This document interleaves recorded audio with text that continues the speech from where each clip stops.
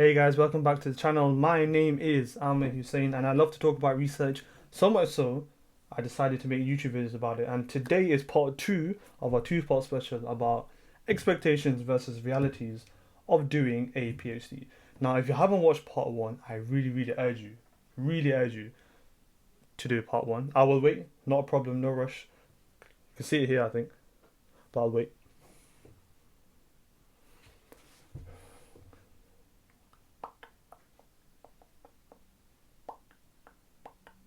Right, have you watched it? If you have done, super. And now you can enjoy part 2 while going into more, kind of a bit more intense topics in terms of expectations and harsh realities that I think it's my duty to share so people are aware and so they can look after themselves when they are doing said PhD. So let's go into the first one. So there is expectation that the atmosphere is incredible. You get to work with so many people, and it's such an incredible dynamic workplace to do research and to do a PhD. But it is scary that I have so many stories to share, both things I've experienced and things other people have experienced, that are quite worrying if I was to be honest. And again, I try to be as honest as I can, as open as I can here on the channel, to give you as much advice and authentic advice to give you better kind of armament and better preparations for if you were to do a PhD or if you are doing one. And I have heard stories where people, and I've seen like friends that I did my PhD with, crying, like tears, like intense tears coming out of supervisor meeting. There were people that I know that didn't, were too scared to leave their lab out of fear the supervisor might see them and might say something. Like they were so isolated and fearful of things. I've seen many people who were harassed by the supervisors, who were told or coerced to do things that obviously they didn't want to do out of their will. And this is quite a undercover thing that people don't talk about research, but it's not fair, it's not right. Like, I had the cases where you have to file for like a restraining order on people because there are so many toxic elements that are not spoken about enough in research. I've also seen where academics and people within the same kind of field have arguments and have issues with each other that causes so much problems within the research group that they find it hard to interact, and that causes problems within their PhD. I've seen people who have stolen each other's work, who have denied lying on the work that's affected somebody else. I've seen people that have unfortunately lied in many parts of their PhD, and it's actually affected the rest of the research group. It's affected the professor, and it causes a unwanted issue within your research reputation expertise because of what somebody else has done. I've seen very hurtful and harsh things said to people that I know, and I've seen it even within myself, and it really hurts. It really causes some sort of toxic, fearful kind of atmosphere at times. Now, these are things that I am with full conviction, I can say that I've seen, I've experienced myself, and I've witnessed. But there are many beautiful moments, the very kind of epic moments that you remember for a lifetime. And it goes with, unfortunately, any kind of work. People within business, people within accounting or law, people within the medical field, people within teaching, people within all walks of areas also have those unfortunate stories. And PhD is no different. And this kind of intimidating atmosphere does happen at times. And many people would have either voiced their kind of unfortunate stories or even mentioned it in anonymous blogs as well. And it is something that I feel is maybe getting slightly better, but it's not for me to comment or say on a blanket statement that things are better, because there are many people who might be going through things right now, who are watching this video, who have been through so many things because of issues they're faced within their PhD. So I think it's fair to say that, look, seek support. You mentioned towards the end of this video about the notion of good company, but I'll mention it now because it's so pivotal, it's so important to make sure you got the right help, make sure you got the right support structure, that you as a student have the power to say things. You're well within your right to say something, because supervisors don't own you, they don't control you, and it's not fair for you to even feel for a moment that that is the case. Supervisors should be open, should be comfortable to be able to allow you to grow, and a supervisor should be so much so that you as a student would go to them if you're struggling with something, not seek somebody else's help because you're fearful of what they're going to say. That's a sign of a good supervisor. And so I think there are many elements, but to balance the argument, there are times where the atmosphere is incredible.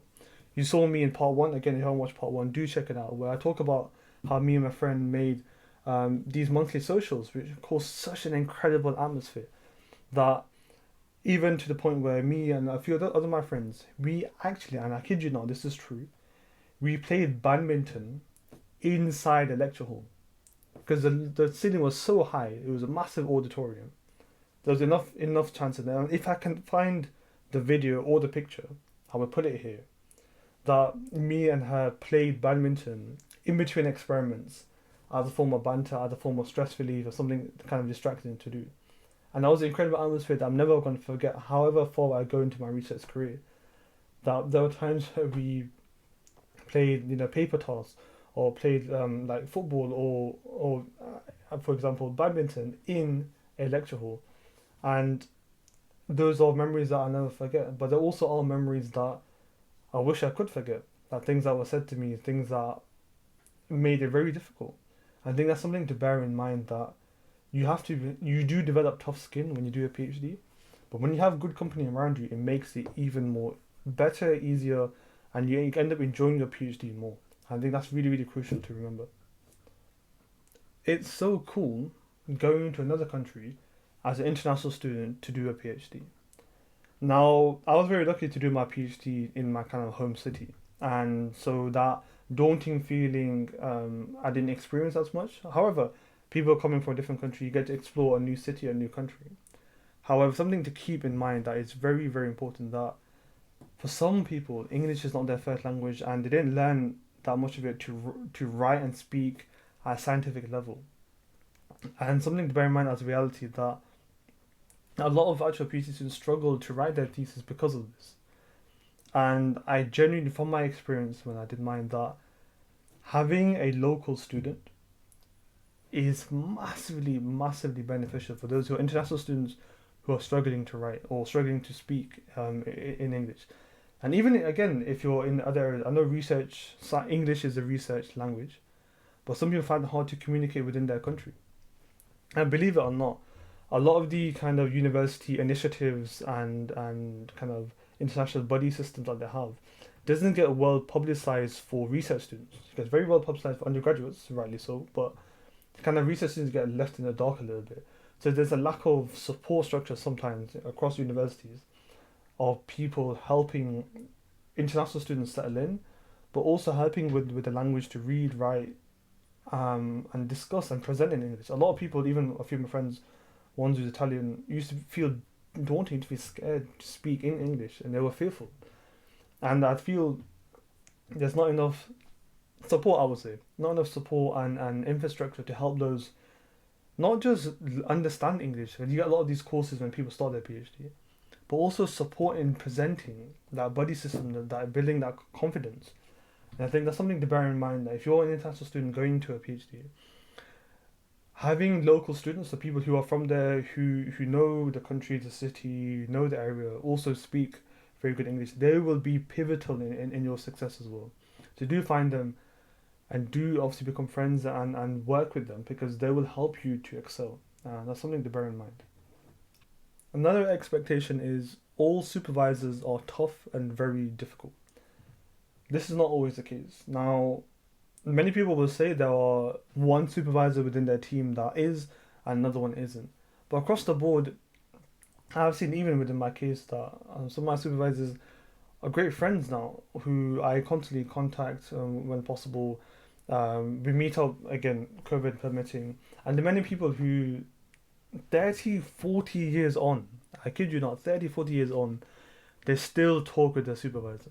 Because it's such a huge kind of building kind of relationship that you make which is forged in the most difficult of situations. You have to think that, again, doing a PhD is not easy. So the bridges that you build, they last a lifetime. And sometimes the supervisors, they support you so much. They're like your friend, they like your, like your mentor, your overwatch, your seer, who help you through those difficult times. And because of that, you form such a strong bond that you want to keep in touch. And so there are many times where supervisors are not this tough.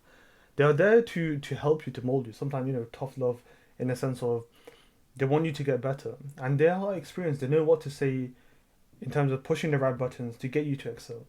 There are many times that I look back now where my supervisor used to say things and I used to get annoyed at the time, and it caused me to say, right, I'm going to show you, I'm going to do this. And now I realize that I know she said it on purpose for me to have that response. And when you grow up, as not as kind of hot-headed as I used to be, you realize that they have such special ways to get you to do the things that you need to do. Even though you might be angry, even though you might slag off your supervisor, there are many times that they do things to push you, to mold you to become a better researcher. And also they're there when things are difficult. When things were very difficult for many reasons, supervisors were there for me. And when I'm sure when other people have issues, supervisors are such a key figure within your PhD journey in life that supervisors come to your weddings, supervisors come to your, when your baby's born and stuff like that, because they're such a key part for many people. I know this is not the case for everybody, but I know enough stories to say that that is possible across the world, that you have supervisors who are like that. So rest assured, I don't think that categorically, unequivocally, all supervisors are going to be a pain, because that is just not true. Writing your thesis is a monumental task that takes a year. That's why they give you a year to do it. That is an expectation that, in my opinion, it's not true. It is only true when that person hasn't prepared well for that stage in their PhD. Now, I want to walk you through a little scenario and you tell me, does this make sense or not? You do your research for 3 years. You gather all your data, analyze everything. And then after the 3 years, you spend a 1 year to go through everything to start writing and putting it together. However, what about this scenario? And you tell me this probably makes more sense. You do your research towards the 3 years. And towards the end of your second year and third year, you start to structure your PhD, your thesis. You start to think about, okay, what's going to go in here, what's going to go in there. You start to write bullet points about what's going to go in here. You put, okay, this is where the diagram's going to go. This is where analysis is going to go. Even though the research might change, this is how we're going to structure it. And by the time you write your thesis, it actually only takes a few months. And this was the case for me. And I'm hoping, kind of a little bit of a sneak peek, that I'm currently putting together a research writing masterclass for people who want to write their thesis more effectively, more efficiently, and more clearly in a short space amount of time. Now, it took me just under 3 months to write my thesis from start to finish. But I want to show people how I did that. And I'm going to hopefully be doing a course where people can join in and watch and then ask me questions. So, but back to the point in terms of expectation versus reality. If you prepare just little bits, I'm not saying you have to spend weeks and weeks preparing. These are just bits you do in amongst your research. When it comes to finishing all of your data analysis or all of your transcribing and qualitative type of research, when it comes to writing your thesis, when it's just you focusing, a lot of things have been organized and put in place where you now start to expand. One thing that I give advice to people is, when you put bullet points and you expand the bullet points then become paragraphs, and those paragraphs together become a chapter. Look at it in small steps. And when I put together what those small steps may or may not be and give myself options, it made writing my thesis so much easier. And I think a lot of people also do that, not just me. But they're just spelled that it takes ages to write your thesis. In my opinion, that only happens when there's a lot of issues that haven't been addressed, or there's not a lot of preparation that has been put in to get to the point where you're just sitting down and writing. And I think that reality is quite becoming more and more common now. A lot of people are preparing more so they can write in a short space amount of time and get their thesis out a lot quicker. And the last expectation is you go crazy. In my opinion, this is a definite reality, but not in a way that you think. Now, I can speak for myself and I can speak for people who I know that you do go nuts in your PhD. I am more crazy now than I was before. So if you think I'm nuts now, wait like a few years, because I'm just going to go more and more crazy. And why? Because I love research. The interest that I have in my YouTube video is I love to talk about research so much so I decided to make YouTube videos about it. And where do you think that kind of craziness came from? It came from my PhD. When you're in it and that you're at that high intense level of doing research day in, day out, you become crazy about your research. You become crazy about certain areas. And there are times where people, towards the end of their PhD, they're like, what is the minimum thing I need to do to get through? And that's because about their PhD. But if you were to ask them about research, many of them would be still passionate and interested, but they're just fed up about how long it's taken to do their own research. So you do become crazy. Sometimes you go around in circles, be like, wait, am I doing this for the right reasons? Is this actually beneficial? And I had this in my PhD where I spent, I think, a week realizing that, is my PhD actually worth it in terms of what am I doing? Is it actually important? Is it already redundant? And that's when I printed out, I don't know, hundreds and hundreds of papers. And it's like, wait. And I went back to square one again. It's like, hold on. Yeah, this is actually important. So you do go nuts. What I'm trying to say is you do go nuts. But it's not like you become a mad scientist and you develop things that you shouldn't be developing and then you go like a bit haywire. It's not like that type of crazy. But you do go a bit positive crazy, I think is probably the best term to say. Where you become so overly passionate about research, where for many people, that passion not just stays, but it thrives after your PhD. And I think I'm one of those cases because this entire YouTube channel and all of these videos, all of this support I'm trying to do, comes from a super craze of research. I'm that passionate about research. Put it this way, as I mentioned in part one, I might be, whilst you're watching this now, I might be past 100 subscribers. But it took me 50 videos to make. And it must be over 20 or 30 hours of watch time, of videos in terms of to watch. To somebody else, I'm like, that's a waste of time. That's just like not worth it. But I'm crazy about research. I wouldn't have made this two-part special. I wouldn't have made this content corner. I wouldn't have made a research tribe and the Patreon to help people. Because I'm crazy about research, and I am not the only one. There are many people who are on Instagram who are crazy about research, who spend their kind of spare time sharing things because they're crazy about research. They want to help, they want to share, they're enthusiastic about it as well. So I think saying that you go crazy is a positive thing in my opinion. That you want to talk for hours about research, and you can with fellow researchers.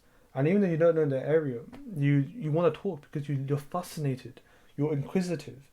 And I think that craziness is a good thing in my opinion. So I am well and truly certified as crazy, but in a good way. So that's a lot of the serious talk kind of done. That is the two-part special over with in terms of expectation versus reality. I hope you benefited. I've tried to be as honest and as kind of serious as I can because a lot of these things need to be spoken in that light, because a lot of people who are going into PhD or doing one might not realize some of these expectations and the realities of them. So I hope those are of benefit to you.